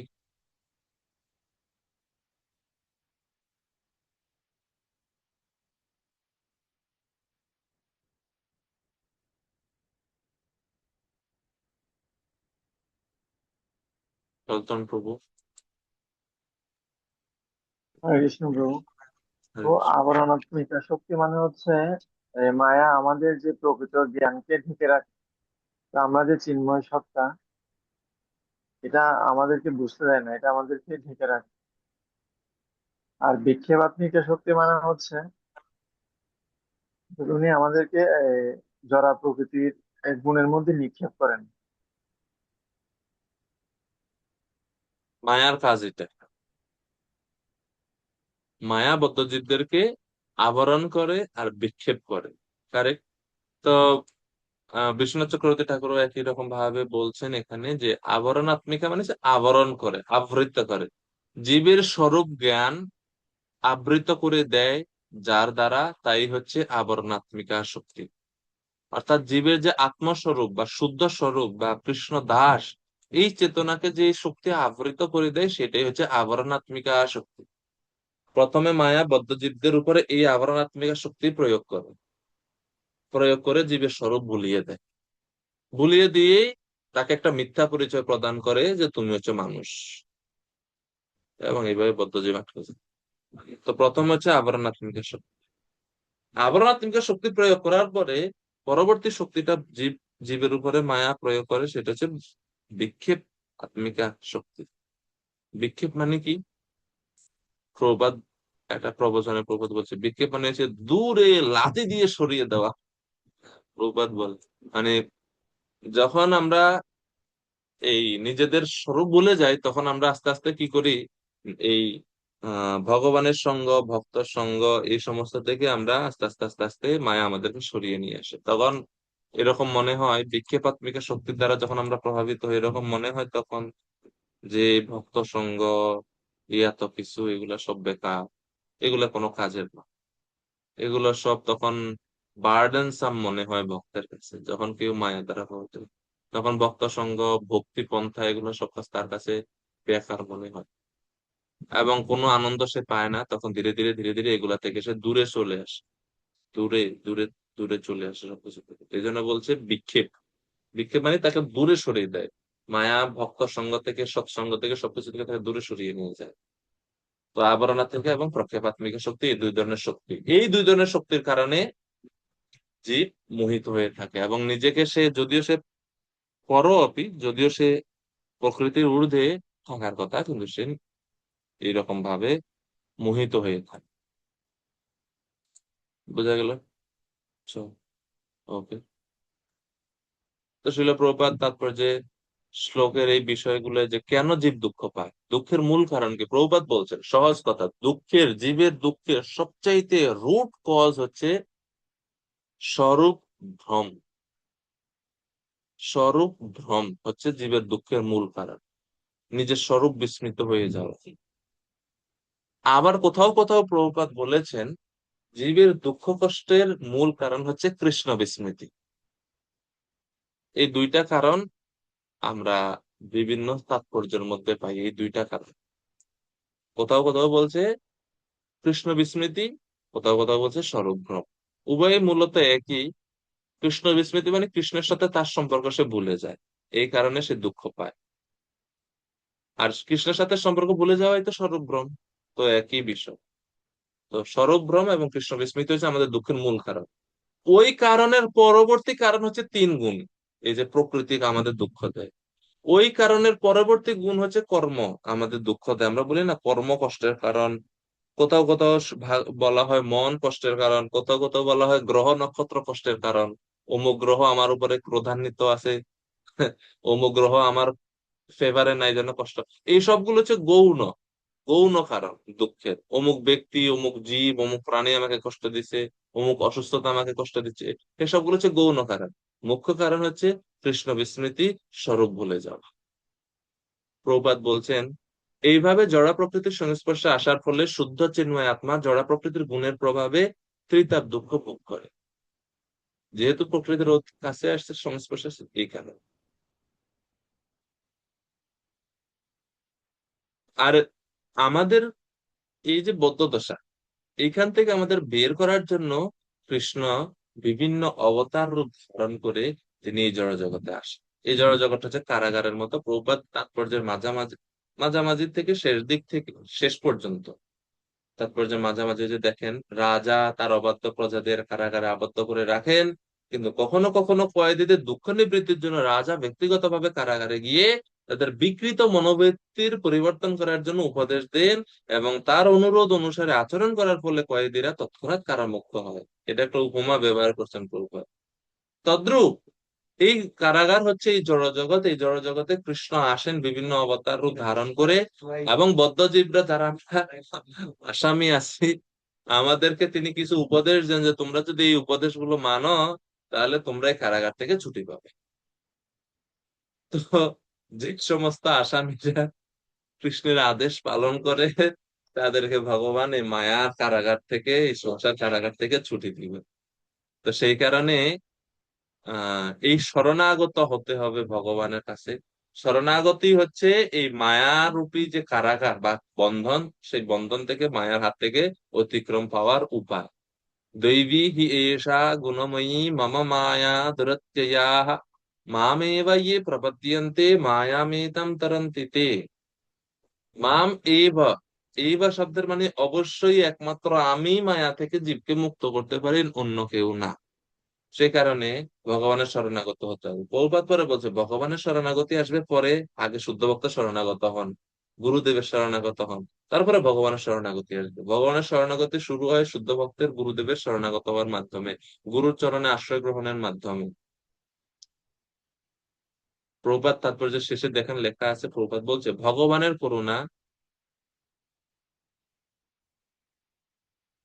সদ্গুরু, ভগবান ভগবান কি করেন, স্বয়ং সদ্গুরু রূপে অন্তরে চৈত্য রূপ, অন্তরে চৈত্য গুরু রূপে এবং বাহিরে তিনি গুরু সদ্গুরু রূপে বদ্ধজীবদের উদ্ধারের জন্য তিনি পথ প্রদর্শন করেন।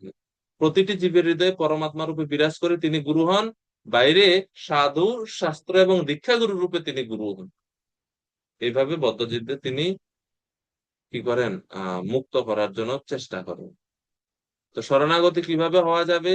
সাধু সঙ্গের মাধ্যমে, কৃষ্ণ কথা শ্রবণের মাধ্যমে, ভগবানের সেবা করার মাধ্যমে, এবং এইভাবে আমরা শরণাগতি লাভ করতে পারবো। শরণাগত হওয়ার ফলে আমরা মায়া মুক্ত হতে পারবো। তো 5 নম্বর শ্লোকে জীবের দোষ আর রোগ ধরা পড়ছে, এখন ঔষধ দেন। ঔষধ হচ্ছে 6 নম্বর শ্লোক। ঔষধ হচ্ছে এই ভাগবতী হচ্ছে ঔষধ, এই শ্রীমৎ ভাগবতমই হচ্ছে এর ঔষধ। তো শ্লোক নাম্বার 6, এই জন্য বলছি এই সবগুলো শ্লোক খুব গুরুত্বপূর্ণ।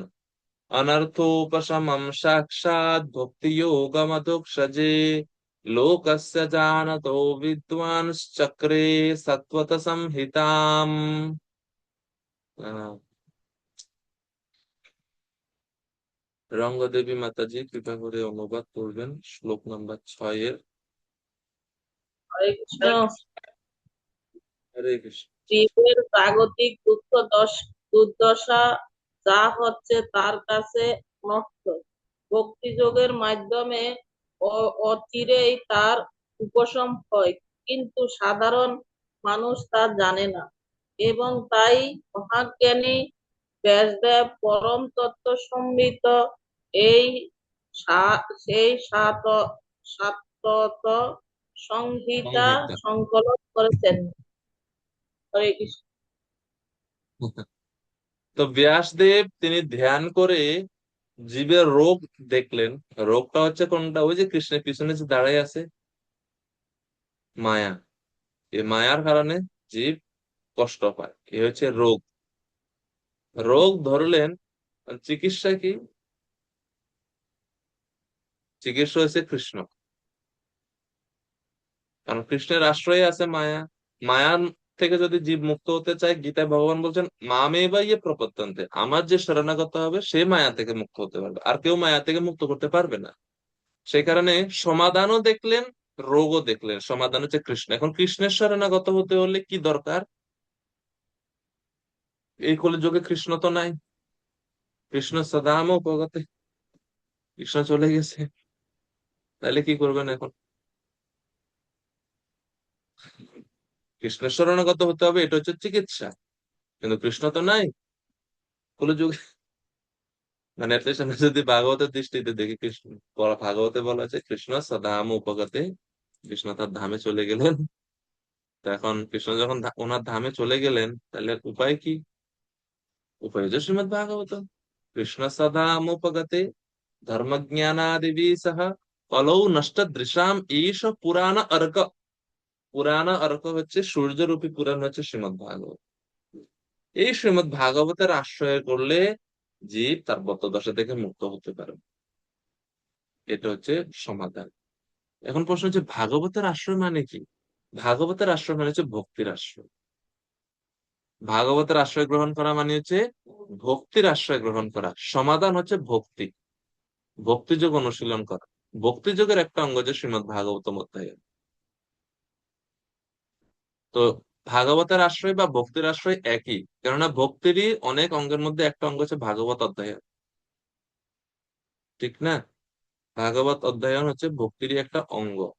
সে কারণে এই চিকিৎসা তিনি বের করলেন যে জীবের এই রোগের কারণ, রোগ মুক্তির উপায় হচ্ছে শ্রীমদ ভাগবত। এই জন্য বলছে অনর্থ উপশমম সাক্ষাৎ ভক্তি যোগম অধোক্ষজ। অর্থাৎ অধোক্ষজে, অধোক্ষজ কেন বলা হয়? ভগবান হচ্ছেন ইন্দ্রিয় জ্ঞান অতীত, সে কারণে ভগবানকে বলা হয় অধোক্ষজ। সেই অধোক্ষজ ভগবানের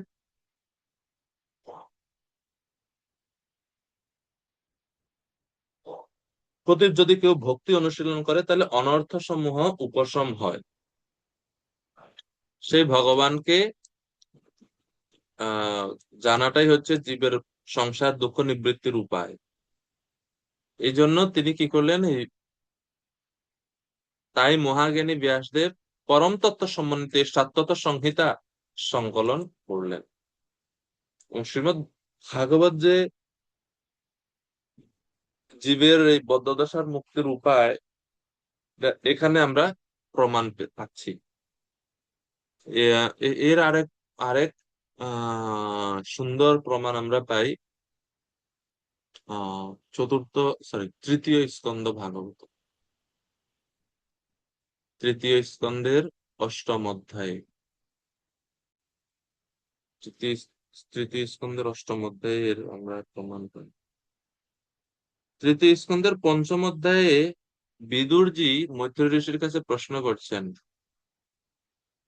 সুখায় কর্মাণি করোতি লোকো নতৈ সুখম বান্যতু পারমম বা বিন্দেত ভূয়স্ততয়েব দুঃখম যদত্র যুক্তম ভগবান বদেন্নঃ। মৈত্র ঋষিকে বিদুরজি বলছেন, এই জড় জগতে মানুষ অল্প সুখের জন্য প্রচুর পরিশ্রম করে, সুখের জন্য চেষ্টা করে, কিন্তু সুখ না পেয়ে উল্টা দুঃখ পায়। এর থেকে এই যে দুঃখ, এই দুঃখ থেকে নিবৃত্তির উপায় কি, বা দুঃখ থেকে মুক্তির উপায় কি ছিল? প্রশ্ন করেছেন 3-5-এ। আর এর উত্তর দিচ্ছে মৈত্রী ঋষি 3:8-এ। 3:8-2। সেখানে মৈত্রী ঋষি বলছেন এই যে জীবের দুঃখ, এই দুঃখ নিবৃত্তির উপায় হচ্ছে শ্রীমদ্ ভাগবতের আশ্রয় গ্রহণ করা। 3:8-2। সোহম নৃণাম ক্ষুল্ল সুখায় দুঃখম মহাদ্গতানাম বিরমায় তস্য প্রবর্তয়ে ভাগবতম পুরাণম यदा সাক্ষাৎ ভগবান ঋষিভ্য। হে বিদুরজি, আমি এখন ভাগবত পুরাণ কীর্তন করব, যা অতি অল্প সুখের আশায় মহা দুঃখে পতিত জীবের মঙ্গল সাধনের জন্য পরমেশ্বর ভগবান মহান ঋষিদের শুনিয়েছিলেন। খুবই গুরুত্বপূর্ণ শুনে। ইয়দাহ সাক্ষাৎ ভগবান ঋষিভ্য, ভগবান ঋষিদেরকে এই ভাগবত বলেছিলেন, এবং এটাই হচ্ছে জীবের দুঃখ নিবৃত্তির উপায়। প্রবর্তয়ে ভাগবতম পুরাণম ইয়দাহ সাক্ষাৎ ভগবান ঋষিভ্য। আমরা 3:8-2-এ 1:7-6 ভাগবতের আবির্ভাবের উদ্দেশ্য কি? ভাগবতের আবির্ভাবের উদ্দেশ্য হচ্ছে জীবদেরকে অনর্থ থেকে, বদ্ধ দশা থেকে, তার যে স্বরূপ ভ্রম তার থেকে বের করার জন্য মহাজ্ঞানী ব্যাসদেব এই সাত্তক সংহিতা সংকলন করেছেন। তো এটা হচ্ছে ভক্তি যুগের প্রভাব। প্রভুপাদ তাৎপর্য ব্যাখ্যা করছেন ব্যাসদেবের ধ্যান সম্বন্ধে। ব্যাসদেব ধ্যানে কি কি দেখলেন, প্রথমে সেটা বর্ণনা করছেন যে ব্যাসদেব দেখলেন অন্তরঙ্গা বহিরঙ্গা তটস্থা শক্তি সবকিছু তিনি দেখেছেন। বদ্ধজীবের দুঃখ দুর্দশা দর্শন করেছেন, এবং বদ্ধজীবের এই দুঃখ দুর্দশা নিরাময়ের উপায় যে ভগবত ভক্তির পন্থা সেটাও তিনি দর্শন করেছেন। প্রপাত তাৎপর্য শেষে এসে বলছেন দুঃখ নিবৃত্তি কিভাবে হবে?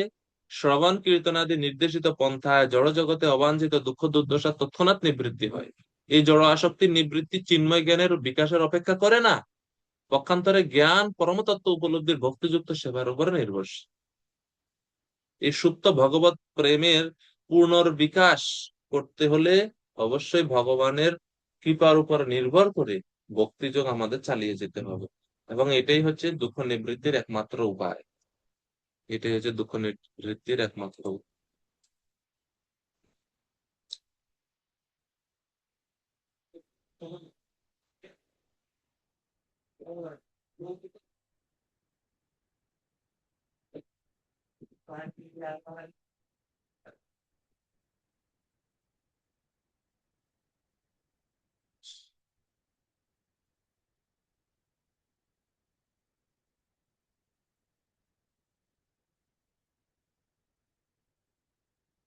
শ্রীমদ্ ভাগবতমের 10ম স্কন্ধের 87 অধ্যায়ে একটা শ্লোকের টিকাতে এই বিষয়ে বর্ণনা করে বলা হচ্ছে। শ্লোক টিকাটা যেটা, ঈশ স্বতন্ত্রশ্চিৎ সিন্ধু সর্বব্যাপিক এব হি জীবস্য অধীনশ্চিৎ কণোস্যপি স উপাধির ব্যাপী শক্তিকঃ অনেকো অবিদ্যয়া উপাত্য ত্যক্ত্বা বিদ্যা অপি কর্হিচিৎ মায়া ক্বচিৎ প্রধানম চ অবিদ্যা বিদ্যেতি সা ত্রিধা। ভগবান ঈশা, তিনি হচ্ছেন স্বতন্ত্র, তিনি হচ্ছেন সমগ্র চৈতন্যের সম্মিলিত স্বরূপ, তিনি হচ্ছেন সর্বব্যাপী সত্তা।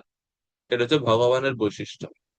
জীবের বৈশিষ্ট্য কি? জীব হচ্ছে পরাধীন, ক্ষুদ্র চিৎকণা, নিজ পরিচয়ের ভ্রম আছে তার, মানে সে তার পরিচয় ভুলে যায় মাঝে মাঝে। এই যে ভুলে যায় বলতে আবৃত হয়ে যায়, তার চেতনাটাও আবৃত হয় মায়ার দ্বারা। এবং সীমিত ব্যাপ্তি সম্পন্ন জীব, সর্বব্যাপ্ত নয়, সীমিত ব্যাপ্তি সম্পন্ন। জীবেরা সংখ্যায় অনেক, অজ্ঞানে আবৃত, এবং কখনো কখনো তাদের অজ্ঞান দূরীভূত হয়। মায়া তচিত, মায়া 3 প্রকার।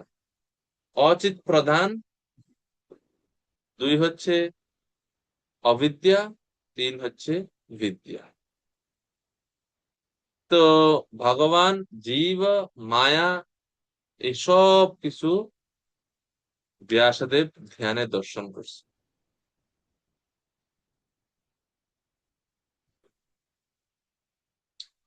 এখন ব্যাসদেবকে আমরা জিজ্ঞেস করছি, হে ব্যাসদেব, আপনি যে বললেন ভক্তি যোগের জীবের দুঃখ দুর্দশা যা হচ্ছে অনর্থ, তা ভক্তি যোগের মাধ্যমে অচিরে উপশম হয়, সত্যি কি?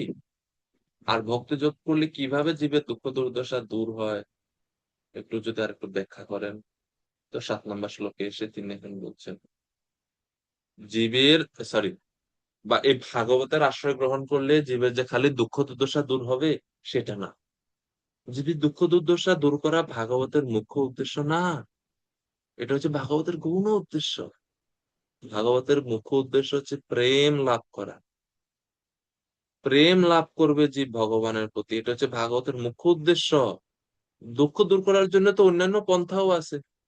যারা জ্ঞানী তারাও তো জ্ঞান পন্থা অবলম্বন করেও তারা দুঃখ থেকে তো তারাও মুক্ত হয়, যোগীরাও মুক্ত হয়।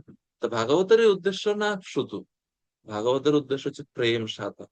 তো ভক্তি যোগ বা ভাগবতম জীবকে খালি দুঃখ থেকে দূর করে না, উল্টো প্রেম স্তর পর্যন্ত তাকে পৌঁছায়। তো 7 নম্বর শ্লোকে বলা হচ্ছে ইয়াসাম বৈ শ্রূয়মানায়াম কৃষ্ণে পরম পুরুষে ভক্তির উৎপদ্যতে পুংসাম শোকমোহা ভয়াপহা। প্রদীপ ভট্টাচার্য প্রভু কৃপা করে 7 নম্বর শ্লোকের অনুবাদ করবে। হরে কৃষ্ণ, দণ্ডবোধ প্রণাম। অনুবাদ: কেবলমাত্র বৈদিক শাস্ত্র শ্রবণ করার মাধ্যমে পরম পুরুষ শ্রীকৃষ্ণের প্রতি ভক্তির উদয় হয় এবং তার ফলে শোক, মোহ এবং ভয় তৎক্ষণাৎ অপগত হয়। হরে কৃষ্ণ। হরে কৃষ্ণ। এই শ্লোকের প্রথম লাইনে, এই 7 নম্বর শ্লোকের প্রথম লাইনে বিশ্বনাথ চক্রবর্তী ঠাকুর বলছেন যে সংহিতায়াহ প্রেম সাধনত্বম আহ। অর্থাৎ এই যে সংহিতা, যে সংহিতার কথা পূর্বের শ্লোকে 6 বলা হয়েছে, পরমহংস সংহিতা, এই সংহিতার প্রেম সাধনত্বম, প্রেম প্রদান করে, তা এই শ্লোকে বলা হচ্ছে। তো প্রথম লাইনে তিনি নিরূপণ করলেন এটা। তো কি বলছেন এই শ্লোকে একটু বুঝি আমরা। শ্লোকে বলা হচ্ছে ইয়াসাম, মানে যার, যার বলতে শ্রীমৎ ভাগবত সংহিতা, এই ভাগবত এই ভাগবতকে বলা হচ্ছে যস্যাম, যস্যাম শ্রূয়মানায়াম, ভাগবত যা শ্রবণের ফলে, শ্রূয়মানায়াম মানে হচ্ছে আদরের সহিত যদি কেউ শ্রবণ করে। পুমসাম, তাহলে লোকের কি হবে? পুমসাম মানে হচ্ছে লোকের তখন কি হবে? পরম পুরুষে, মানে আদি পুরুষ ভগবান শ্রীকৃষ্ণের প্রতি, পরম পুরুষে কৃষ্ণে, পরম পুরুষ ভগবান শ্রীকৃষ্ণের প্রতি শোক মোহ ভয়াপহা ভক্তির উৎপদ্যতে। শোক মোহ আদি নাশকারী ভক্তি উৎপন্ন হয় যদি ভাগবত শ্রবণ করে। এই জন্য প্রত্যেক ভক্তদের প্রতিদিন শ্রীমৎ ভাগবতম অধ্যয়ন করা উচিত, আস্বাদন করা উচিত, যদি ভক্তিতে আমরা অগ্রগতি লাভ করতে চাই। এই ভাগবতটাই শ্লোক হচ্ছে প্রমাণ। এই ভাগবত যদি কেউ শ্রবণ করে, শ্রূয়মানায়াম আদরেণ শ্রুতায়াম, শ্রুতায়াম আদরে না, আদরের সহিত যদি কেউ ভাগবত শ্রবণ করে প্রতিদিন, তাহলে ভগবানের প্রতি ভক্তি উৎপন্ন হবে। ভগবানের প্রতি ভক্তিটা কেমন ভক্তি? শোক মোহ ভয় নাশকারী ভগবানের প্রতি ভক্তি উৎপন্ন হবে।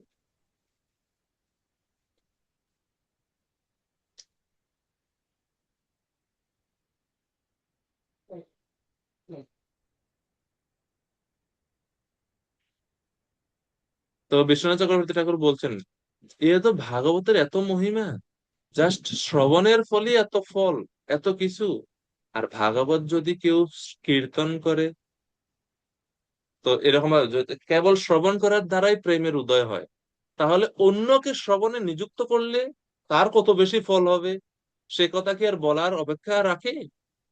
এবং তার থেকে আরো কত বেশি ফল হবে যদি কেউ নিজে বর্ণনা করে, এবং তার থেকে আরো কত বেশি ফল হবে যদি অন্যকে বর্ণনাতে যুক্ত করে।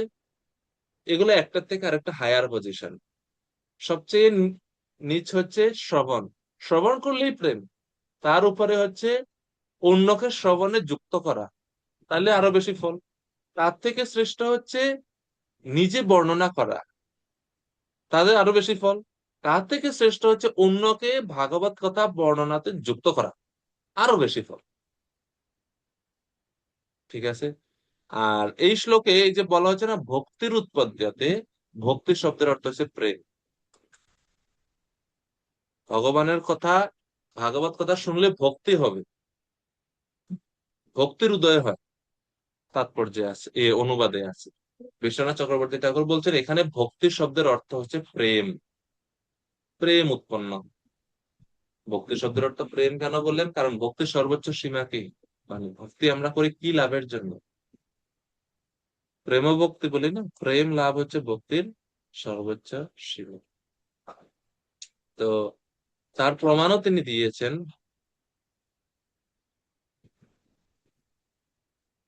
ভক্তি প্রেম, আহা, ভক্তি মানে হচ্ছে প্রেম। তার প্রমাণ কি? 1:1:2 ভাগবতম। বলেন এখন 1:1:2 শ্লোক কি? ভক্তি যে প্রেম, বিশ্বনাথ চক্রবর্তী ঠাকুর আপনি বলছেন ভক্তি মানে প্রেম, কেন আপনি ভক্তিকে প্রেম শব্দ দ্বারা অনুবাদ করছেন? তার প্রমাণ তিনি বলছেন, আরে আমি এটা ভক্তিকে প্রেম বলছি 1:1:2 এর কারণে। কালতন প্রভু 1:1:2। কৃষ্ণ প্রভু। ধর্ম প্রজ্জিত কৈতবয় পরম নির্মৎসরাণাম সত্যম বেদ্যম বাস্তবম অত্র বস্তু শিবত্রয় তাপত্রয় শ্রীমদ্ ভাগবতে মহামুনি কিংবা পরঈশ্বর।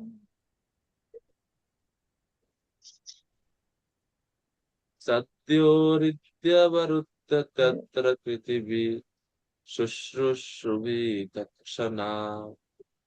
ঠিক আছে না? ধন্যবাদ কালতন প্রভু, অনেক ধন্যবাদ। খুব সুন্দরভাবে সুর দিয়ে বললেন। তো 1:1:2 কি বলা হচ্ছে?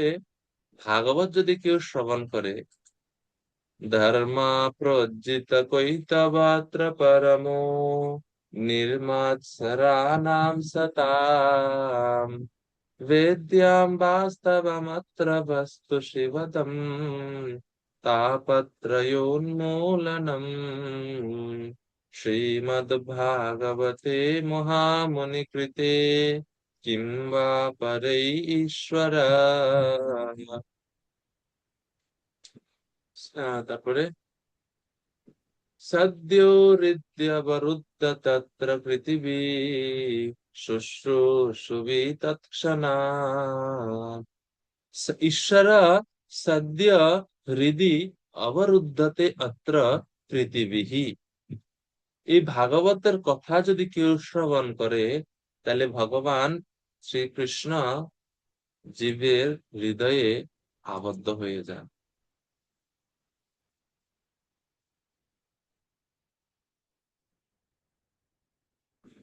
Parameshwar Bhagavan, the Supreme Lord, becomes immediately captured in the heart of the accomplished devotees by hearing Bhagavatam, and even by those who have suddenly developed a desire to hear it. অর্থাৎ যারা ভগবানের কথা শ্রবণ করে, ভাগবত কথা শ্রবণ করে, ভাগবত কথা শ্রবণের ফল কি?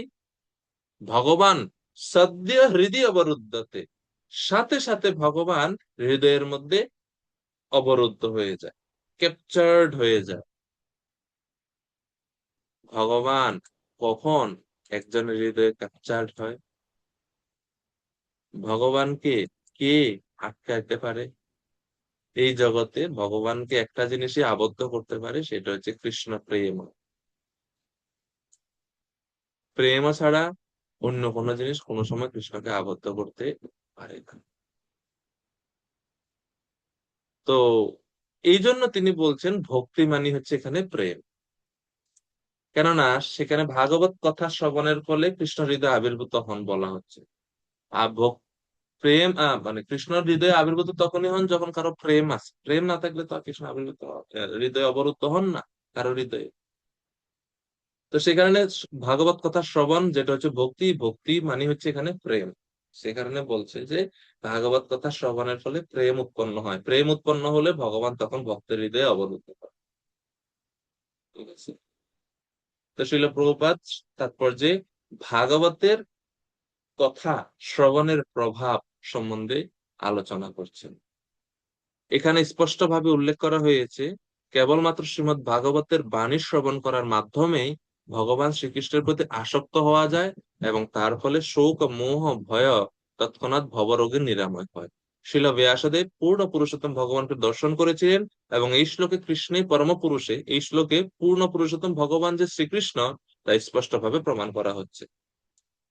তাহলে আমরা যখন সাধারণত বলি কৃষ্ণ ভগবান কোথায় বলা আছে, আমরা সবসময় ওই শ্লোকটা বলি, এতে চাংশ কলা পুংসা কৃষ্ণস্তু ভগবান শ্রীমঠে বলি।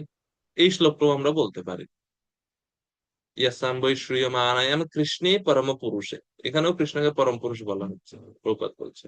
প্রভুপাদ বলছেন তাৎপর্য শেষে ভগবত ভক্তির চরম ফল হচ্ছে ভগবানের প্রতি বিশুদ্ধ প্রেম লাভ করা। প্রেম মানে কি? প্রেম কথাটা প্রায়ই জগতে স্ত্রী পুরুষের পরস্পরের প্রতি আসক্তির ক্ষেত্রে ব্যবহার হয়ে থাকে, কিন্তু প্রকৃতপক্ষে প্রেম বলতে স্ত্রী পুরুষের আকর্ষণকে বোঝায় না, এটা হচ্ছে কাম। প্রেম কি? প্রেম বলতে ভগবানের সঙ্গে জীবের সম্পর্ককে বোঝায়। গীতায় জীবকে প্রকৃতি বলে বর্ণনা করা হয়েছে, আর সংস্কৃত ভাষায় প্রকৃতি মানে হচ্ছে স্ত্রীলিঙ্গ বাচক শব্দ। ভগবানকে সর্বদাই পুরুষ বলা হয়ে থাকে। পরমেশ্বর ভগবান এবং জীবের মধ্যে যে প্রীতির সম্পর্ক তা অনেকটা স্ত্রী এবং পুরুষের সম্পর্কের মতো, তাই প্রকৃত প্রেম হচ্ছে ভগবত প্রেম। এই কারণে এটাকে বলা হচ্ছে প্রেম। প্রেম। আর ভগবত ভক্তি যার মাধ্যমে আমরা প্রেম লাভ করতে পারি, এই ভক্তিটা শুরু হয় কিসের মাধ্যমে? শ্রবণের মাধ্যমে। তাৎপর্যের শেষ ভাগে প্রপাত শ্রবণের মহিমা বর্ণনা করছে। যদি আমরা শ্রবণ করি ভগবানের সঙ্গে আমাদের হারানো সম্পর্ক পুনঃস্থাপিত হবে। এই জন্য শ্রবণ খুব বেশি গুরুত্বপূর্ণ।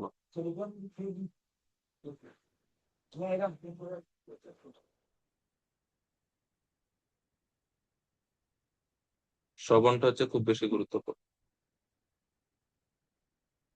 প্রভুপাদ তাৎপর্যের মূল যে বিষয়গুলো আলোচনা করছে সেটা হচ্ছে প্রভুপাদ বলছেন কৃষ্ণ এবং কৃষ্ণ কথার মধ্যে কোনো পার্থক্য নেই। কৃষ্ণ কথা শ্রবণ মানে হচ্ছে সরাসরি কৃষ্ণের সঙ্গ করা, এতে কোনো পার্থক্য নেই। যথার্থ শান্তি লাভ অসম্ভব হবে যতক্ষণ না আমরা কৃষ্ণের সাথে আমাদের হারানো সম্পর্ক পুনঃস্থাপন করতে পারছি বা আমরা কৃষ্ণকে স্মরণ করতে পারছি। আর এই জন্য ভাগবত কথা শ্রবণ গুরুত্বপূর্ণ, কারণ শ্রবণ আমাদেরকে ভগবানের সাথে সম্পর্ক স্থাপনে সহযোগিতা করছে বা করে থাকে। তো এটা হচ্ছে এই তাৎপর্যের বিষয়। তো আমরা আজকে 7 নম্বর শ্লোক পর্যন্তই বিশ্রাম রাখবো। 7 নম্বর শ্লোক পর্যন্তই বিশ্রাম রাখবো। পরে মানে আগামী ক্লাসে আমরা পরের শ্লোকগুলো পড়বো।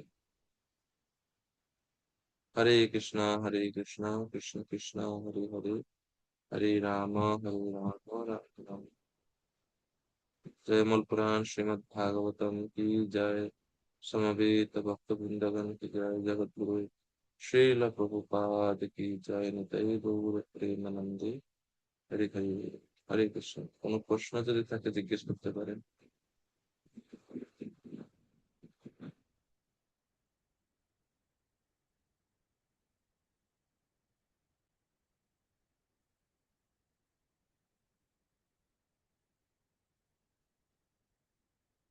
প্রশ্ন নাই?